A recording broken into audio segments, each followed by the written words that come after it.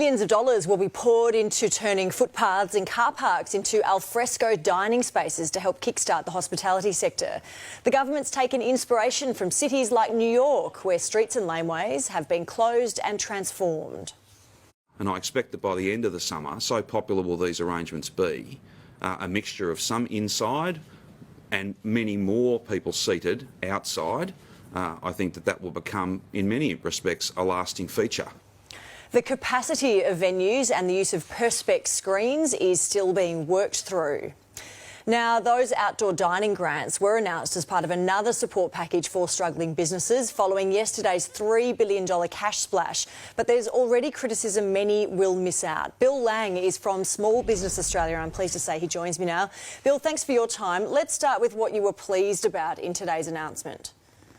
Look, I think for the maybe 1 in 10 small businesses that feel like they've sort of won the lottery, albeit, maybe fifth division, it's pleasing to see that finally the government is doing something, albeit very small. But there's a long, long way to go, Alicia. So who's missing out? What were the misses for you? Oh, look, I think 33,000 sole trader businesses are going to access up to $3,000. Now, there's 350,000 self-employed sole traders, so only 33,000. So that's like 1 in 10, and $3,000 doesn't go very far. In fact, some businesses are going to be getting more money to get tables and chairs than over 300,000 sole traders that aren't going to get a cent. What would you like to have seen? What would you urge the government to do as far as sole traders go particularly? Oh, look, there needs to be some very direct and simple payments made directly to these sole traders. So that's the first thing. The second thing is just have some more fairness in all of this and some more simplicity. I think there's going to be people that do pet grooming. If you wash dogs and you've got a shop front that you lease, you're going to be able to open up. But if you lease a van and you offer the same services, you're not going to be. So we need more common sense. We need it to be fairer. We need to get open and get going. Fast access to money is, of course, key in all of this. Have you heard that has been difficult with the support that has already been announced this year?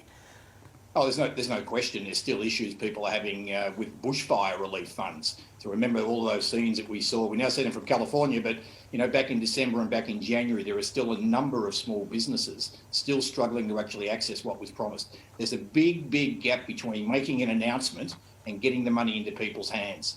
Let's talk about these one-off grants that you mentioned just briefly before. So $5,000, I think, for metropolitan Melbourne businesses, or those particularly in the CBD, to set themselves up for that outdoor dining. Do you think that is enough? Are they generous enough?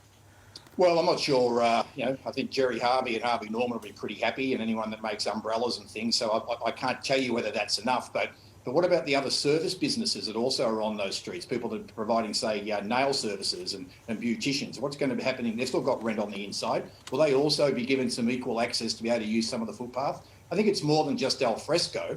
There's many, many other small businesses that are on these high streets and in these city areas.